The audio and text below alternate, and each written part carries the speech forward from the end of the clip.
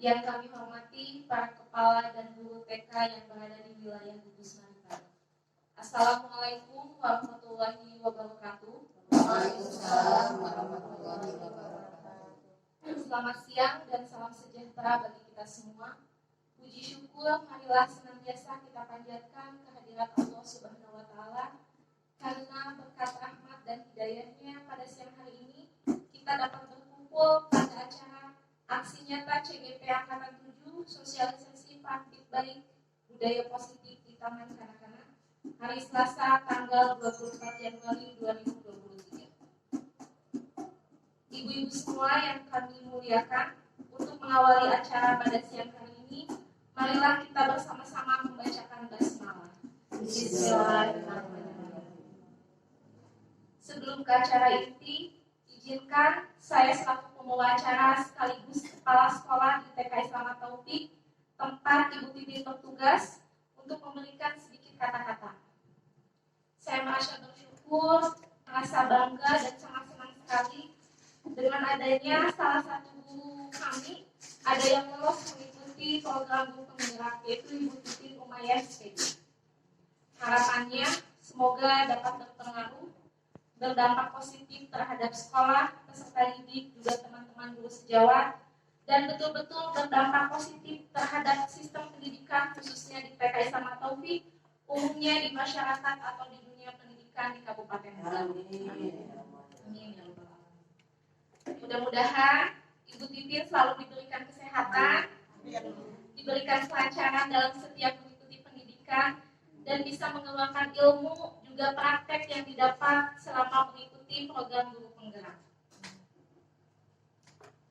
Dan mungkin ini adalah adanya kita berkumpul di sini merupakan bentuk aksi nyata dari program guru penggerak. Selain itu, saya sangat berterima kasih kepada Ibu Ketua IGTKI Kecamatan Sukawuni yang sudah banyak mendukung dan sudah memfasilitasi kami pada acara siang hari ini. Mungkin hanya itu saja yang bisa saya sampaikan sebagai kepala sekolah dari Ibu Titin. Semoga nanti kita bisa bersama-sama menyimak mengikuti acara ini sampai selesai. Baik, untuk mengefisienkan waktu, marilah acara yang selanjutnya yaitu sambutan dari Ketua IGTKI Kecamatan Sukawuni, Ibu Engke Mariatini SPDMM. Padanya kami persilakan. Dalam acara Bugis Maripari kita dapat melaksanakan salah satu kegiatan yang akan diikuti oleh kita semua sebagai aksi nyata yang syukur alhamdulillah pada kesempatan hari ini adalah di Bugis Maripari ada yang yang sedang mengikuti guru penggerak yang angkatan ke-7. Mudah-mudahan sebagai tolak ukur bagi pendidikan, terutama bagi pendidikan taman kanak-kanak, khususnya yang ada di TK-nya, juga umumnya bagi kita yang ada di Bugis Maripari. Insya Allah kita akan terbagi ilmunya dalam guru penggerak tersebut ini. Mungkin di antara kita yang hadir sebagai perwakilan dari gugus-gugus TK yang ada di Kecamatan Sukawuni, kebetulan Ibu Titin Umayyah itu adalah adanya di Bugis Maripari. Tidak ada salahnya sebelum kita lebih luas lagi kepada tingkat suku Kecamatan Sukawuni, alangkah baiknya di Bugis Maripari dulu kita laksanakan seperti ini. Untuk itu saya ucapkan selamat kepada Ibu Titin Umayyah SPD yang dari TK Islam Taufik yang beliau ini mengikuti sekarang di angkatan yang ke-7. Mudah-mudahan apa ilmunya yang beliau terima nanti sampai kepada kita dan dapat diimplementasikan pada sekolahnya sendiri juga buat kita semua. Alhamdulillah kita semua akan kena imbasnya dan kita syukur alhamdulillah dari Kecamatan Sukawuni, bukan dari Bugis Maripari saja, tapi dari Kecamatan Sukawuni sudah mewakili salah satu guru taman kanak-kanak yang ada di Kecamatan Sukawuni, sudah terwakili oleh salah satu guru Ibu Titin Umayyah dari TK Selamat Taufik. Tepuk tangan untuk Ibu Siti. Mudah-mudahan beliau dapat mendapatkan ilmu yang berguna bermanfaat bagi pendidikan anak usia ini, bagi Bupus Malipati umumnya, bagi kita semua. Mudah-mudahan lancar, sukses, tiada arah yang melintang, juga sehat lahir dan batinnya buat beliau yang sedang mengikuti guru penggerak, umumnya buat kita semua. Kiranya itu sambutan yang dapat saya sampaikan. Akhirul kalam, billahi taufiq wal hidayah. Assalamualaikum warahmatullahi wabarakatuh. Waalaikumsalam.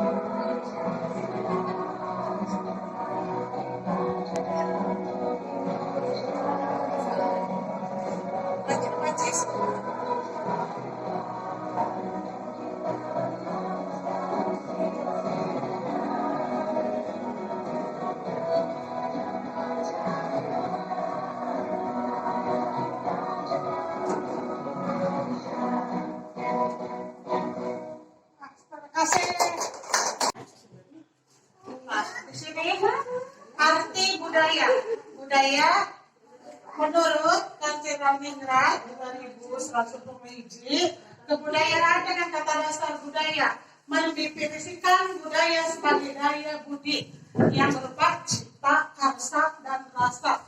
Nah, sedangkan kebudayaan adalah hasil dari cipta, karsa, dan rasa itu sendiri. Nah, di sini apa itu budaya positif? Merupakan perwujud dari nilai-nilai keyakinan universal dan kebiasaan-kebiasaan baik di sekolah yang berpihak pada murid agar murid dapat berkembang menjadi modul 1 Ibu, itu baru modul 1 yang mana isinya yaitu disiplin positif, nilai kebajikan dan keyakinan kelas, posisi kontrol, kebutuhan dasar, dan segitiga restitusi. Yang pada kelima, baik ini insya Allah saya akan bahas, tapi sekilas Ibu ya.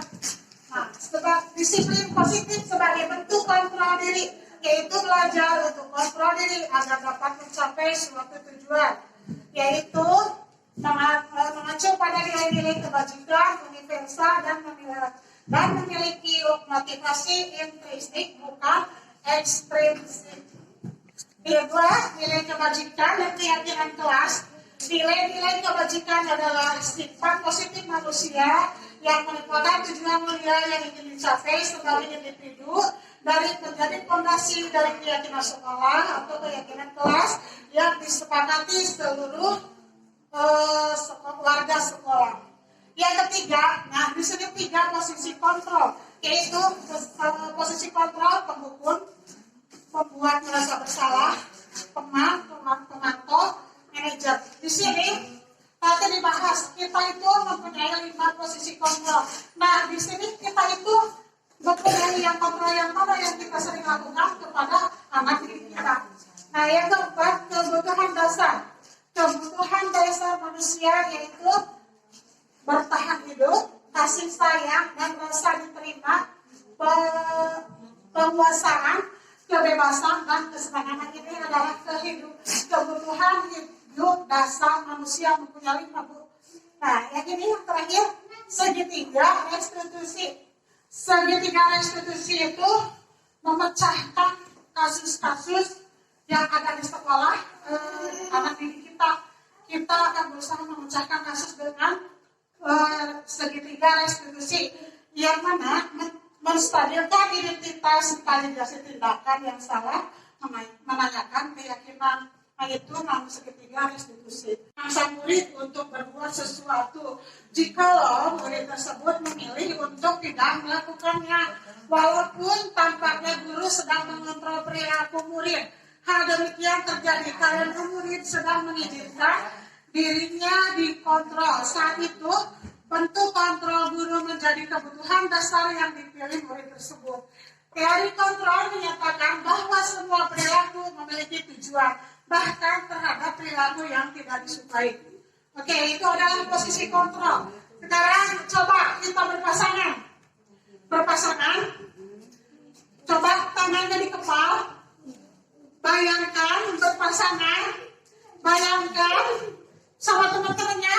Kita itu memegang sesuatu yang berharga, yang patut dipertahankan oleh kita.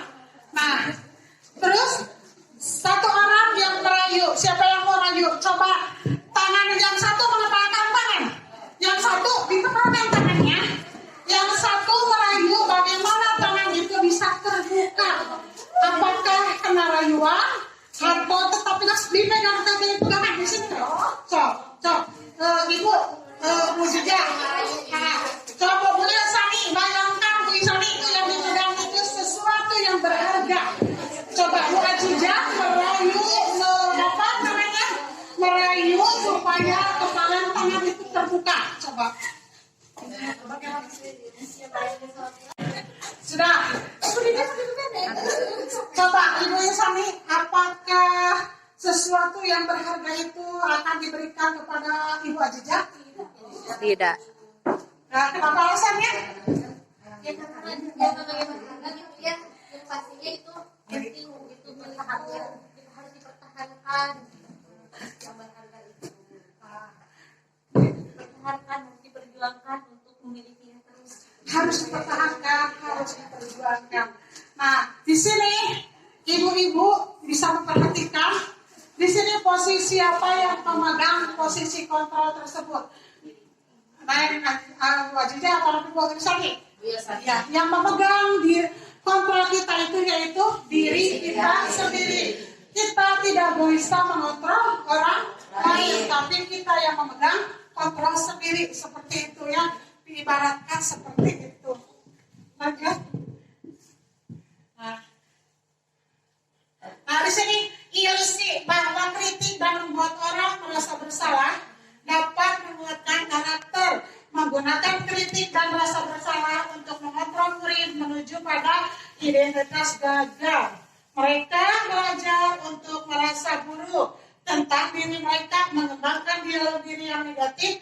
Kadang kalau sulit bagi guru mengidentifikasi bahwa mereka sedang melakukan perilaku ini, karena seringkali guru cukup menggunakan suara halus untuk menyampaikan pesan negatif. Nah, di sini ilusi bahwa orang dewasa memiliki hak untuk memaksa Banyak orang dewasa yang percaya bahwa mereka memiliki tanggung jawab untuk membuat murid berbuat hal tertentu. Nah, di sini berpikir kita bisa menguasai anak-anak, tapi anak-anak itu membutuhkan kebebasan. Tidak bisa dikontrol oleh kita, anak-anak juga mempunyai kontrolnya. Selanjutnya, nah ini adalah perubahan paradigma budaya positif. Nah, di sini arti budaya. Budaya menurut Kancil Ningrat 2110 Hijri, kebudayaan dengan kata dasar budaya mendefinisikan budaya sebagai daya budi yang berupa cipta, karsa, dan rasa. Nah, sedangkan kebudayaan adalah hasil dari cipta, karsa, dan rasa itu sendiri. Nah, di sini apa itu budaya positif? Merupakan perwujud dari nilai-nilai keyakinan universal dan kebiasaan-kebiasaan baik di sekolah. Dalam posisi teman, guru berbicara dengan nada suara ramah, akrab, cenderung bersenda gurau untuk menjaga suasana tetap santai. Murid akan merasa senang, aman, dan akrab dengan guru. Identitas yang tercipta adalah identitas sukses atau berhasil. Namun, perlu diingat, karena ini masih dorongan eksternal, maka ada faktor ketergantungan dari murid kepada orang tertentu. Di sini, guru absennya, sehingga nilai waktu murid. Nilai posisi kontrol itu adalah 1. Posisi penghukum, 2. Posisi pembuat masalah bersama, 3. Posisi teman, 4. Posisi pemantau atau monitor, dan 5. Posisi manajer. Untuk lebih memahami kelima posisi tersebut, mari kita saksikan kasus Naren yang terlambat hadir 20 menit di sekolah dan melihat bagaimana kelima posisi kontrol dalam menghadapi masalah tersebut.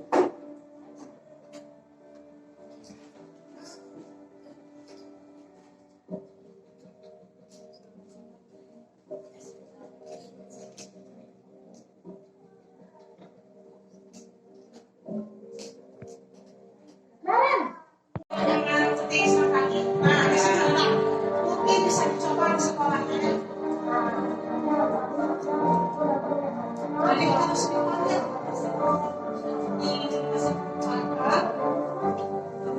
Itu tadi terkenal sih. Ini sekarang harus nanti marketing, tapi apa kayak kejadian dan kalau saya video gitu.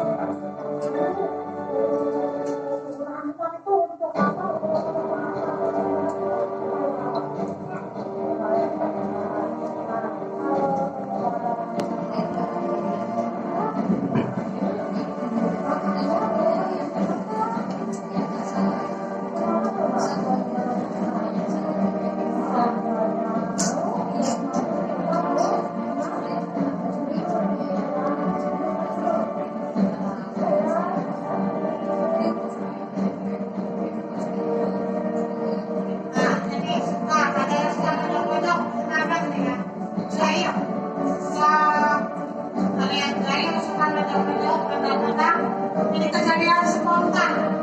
Terkadang saya bisa potong tampilan kepentingan dalam konten. Nah, ini spontan tidak? Spontan ditanya yang sampai di mana ada bersama.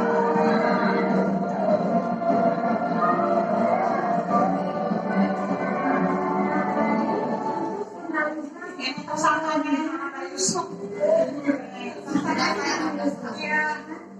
Maka mereka yang di belakang, kalau ada kita suka ribut di belakang ada yang kata Bunda, kalau di sekolah itu tidak boleh apa?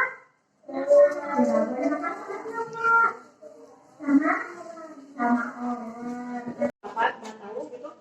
Sekarang harus sama mamanya, tapi udah dibujuk pasti bingung sama mamanya gitu. tidak mau lepas dengan Ya. dia. Terima kasih. Terima kasih Bunda. Selanjutnya sebelum saya menjawab, nanti seperti yang akan menjawab, mau bertanya lagi.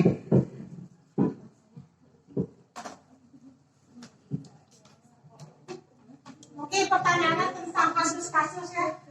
Nggak apa-apa, boleh pertanyaannya. Begini ya Bu Tim, saya mau bertanya. Misalkan ya, kalau kita kan sebagai manusia itu nggak ada yang sempurna ya. Kita terlanjur memarahi anak gitu ya, sampai anak itu sampai nggak mau sekolah gitu, sampai dia takut trauma sekolah lagi. Gimana itu cara menghadapinya gitu, cara mengatasinya. Terus yang kedua, di saya gitu ya, ada kasus seperti ini.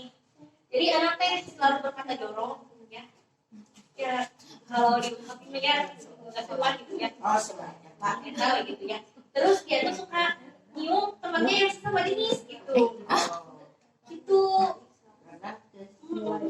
Bagaimana? Itu di antara kasus-kasus tersebut saya semuanya alami di sekolah.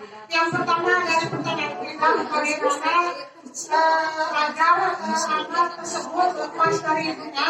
Dan yang kedua, bagaimana salah satu anak itu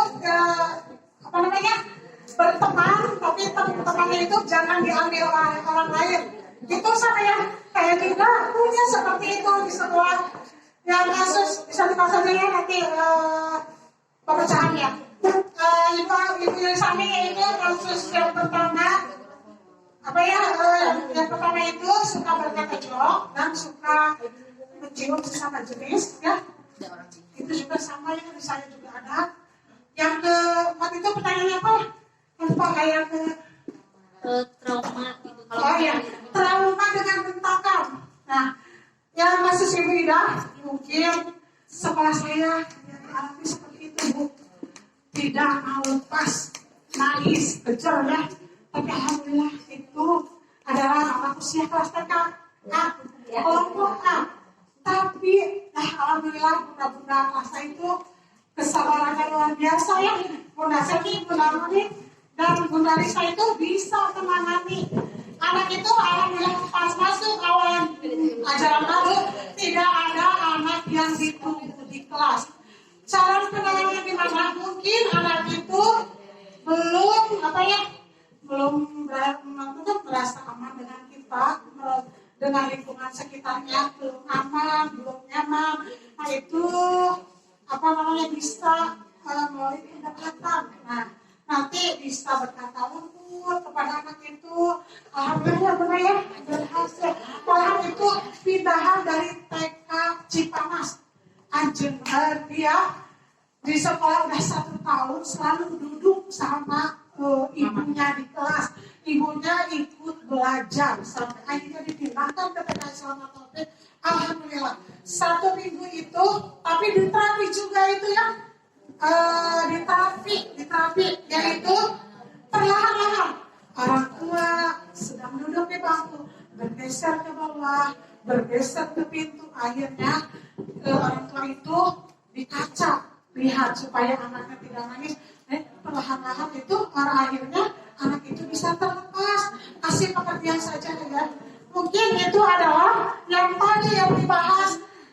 Jadi anak tersebut kekurangan kebutuhan dasar manusia tadi seperti yang. Assalamualaikum warahmatullahi wabarakatuh. Saya Wina Nur Aini dari TK Darul Pala. Setelahnya saya mengikuti aksi nyata modul 1.4 CGP angkatan ke-7 yang dilakukan oleh rekan saya Titin Umayyah SPD pada hari Selasa tanggal 24 Januari 2023.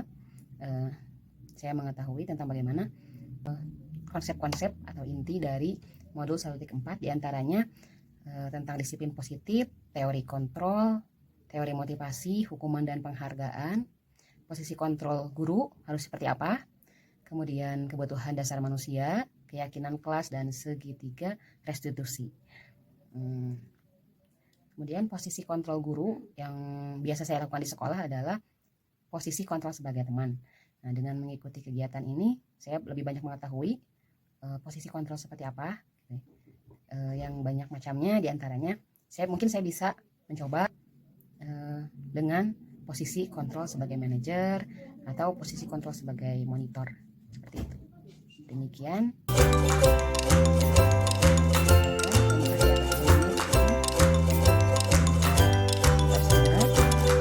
Thank